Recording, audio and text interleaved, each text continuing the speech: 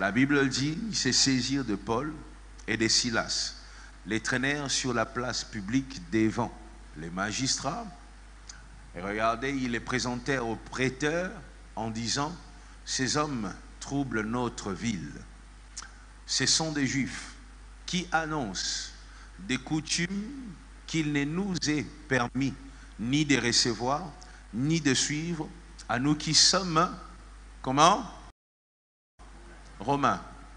La foule se souleva aussi contre eux, et les prêteurs, ayant fait arracher leurs vêtements, ordonnèrent qu'on les bâtît de verges. Après qu'on les eut chargés de coups, ils les jetèrent en prison en recommandant aux geôliers de les garder sûrement. Alors, les geôliers ayant reçu cet ordre, les jeta dans la prison intérieure. Dis avec moi prison intérieure. Ça sera le thème de ce soir. Je vais parler pendant quelques minutes et nous allons partir. Écoute-moi, j'aimerais te dire une réalité, quelque chose que j'ai remarqué dans l'église. Déjà, pour commencer, la prison intérieure était le lieu où on plaçait les personnes les plus dangereuses. C'est-à-dire, lorsque tu représentes un danger pour le royaume, tu représentes un danger pour celui qui dirige, on te place dans la prison intérieure. Lorsque tu représentes un danger, on sent qu'on ne peut pas te maîtriser. La prison intérieure est les lieux où on plaçait ceux qui étaient difficiles à maîtriser. Et le diable aussi a ses prisons intérieures. Je vais parler de deux types de prisons intérieures aujourd'hui. Les lieux où le diable jette ceux qui sont difficiles à maîtriser. Lorsque le diable ne peut pas te contrôler, lorsque tu échappes à son contrôle, lorsqu'il contrôle toute la génération sauf toi, lorsqu'il contrôle toute la famille sauf toi, lorsque le diable arrive à contrôler l'église d'un pays, sauf toi, alors tu deviens un candidat pour la prison intérieure. Maintenant, en parlant de prison intérieure, je vais aller dans deux dimensions. La première est une prison qui est très spirituelle, la prison intérieure spirituelle. Cette prison, c'est la prison dont on parle tout le jour. Ça peut représenter un lien. Ça peut représenter un combat très dur. Tu entres dans une prison, il y a des gens, vous priez pour eux, vous voyez, vous chassez un esprit mauvais et l'esprit est parti. Mais il y a aussi des gens, leur délivrance demande une sorte de processus. C'est-à-dire il faut parfois gêner, il faut qu'il y ait des confessions pour que ces démons puissent partir. Là, ce sont des démons qui ont jeté l'homme dans une prison intérieure. C'est-à-dire il y a plusieurs portes à ouvrir pour arracher la délivrance de cette personne. Est-ce que vous comprenez? Donc, mon frère, ma soeur, toi qui rêves de servir Dieu, écoute, ne sois pas impressionné, n'aie pas peur. Lorsque tu te lèves, tu dis au nom de Jésus, et que les démons ont résisté 2 minutes, et que tu vois l'autre qui dit au nom de Jésus, les démons est parti, tu commences à être complexé. Non, peut-être que moi, je n'ai pas de puissance. Non, il y a des démons, leur sortie, leur départ demande de respecter certains processus, de respecter 2-3 choses. Tu dois comprendre ça. Alors maintenant, écoutez, une prison intérieure qui est spirituelle, tu sors de là par la prière. Tu pries, tu sors de là. Tu pries, tu as vaincu.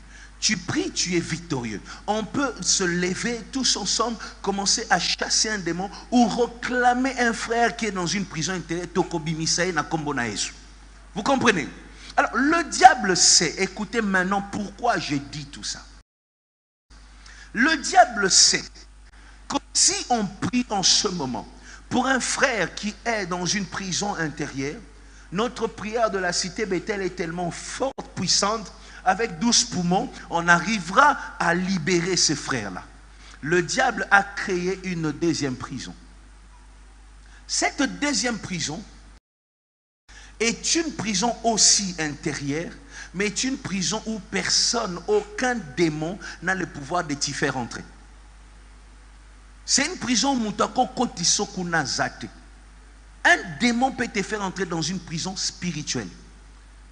Mais il y a une deuxième prison où personne ne te fait entrer. Toi-même, tu entres. Toi-même. Et beaucoup des enfants de Dieu ont vaincu des prisons spirituelles, mais n'ont pas réussi à vaincre cette deuxième prison. Ils viennent à l'église. Les maris de nuit ne viennent plus. Tu as vaincu la première prison, mais pas la deuxième prison. Et c'est là que le diable a réussi à faire tomber plusieurs, je dis bien plusieurs enfants de Dieu, dans cette mauvaise prison, dans cette prison où ils ne savent pas. C'est ainsi que vous voyez des gens qui viennent ici à l'église, spirituellement, ils voient des choses positives. Mais dans leur vraie vie comme ça, vous voyez que rien n'est prospère. Quand ils dorment, ils voient des choses positives. Ils ont des songes, ils ont des visions. Mais dans la pratique, rien, absolument rien ne change. La deuxième prison, la prison où aucun démon ne peut te faire entrer. Et ça n'existe pas. Même si on réunit tous les démons du monde, aucun démon ne peut te faire entrer dans cette prison-là. C'est une prison où tu entres que toi-même. Toi-même, tu te prends la main, toi-même, tu t'es fait entrer là-bas. Dis avec moi, la prison émotionnelle.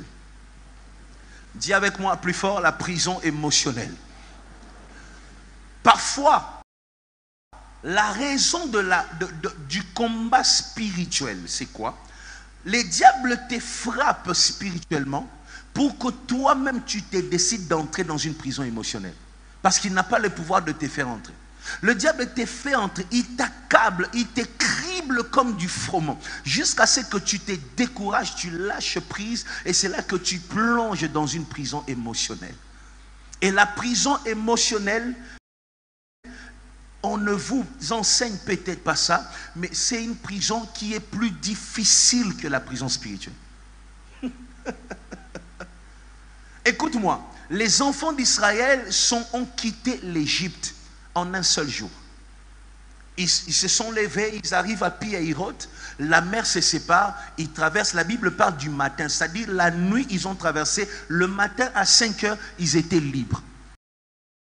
Mais 40 ans, ils ne sont pas sortis de la prison émotionnelle. Une nuit pour la délivrance spirituelle, 40 ans, je dirais même toute une vie, où ils ne sont jamais sortis de la prison émotionnelle. Et beaucoup d'enfants de Dieu vivent dans cette prison émotionnelle, cette prison intérieure. Il souffre à l'intérieur. Il a vaincu les maris de nuit, mais il n'arrive pas à vaincre au niveau de son âme.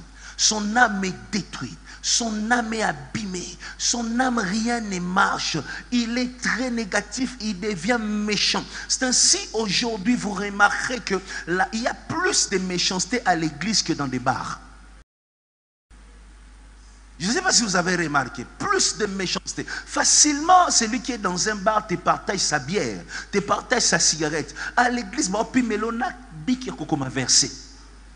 Biki. Non, mais tu demandes à un frère un Biki, il te regarde comme un démon. Tu veux m'envoûter?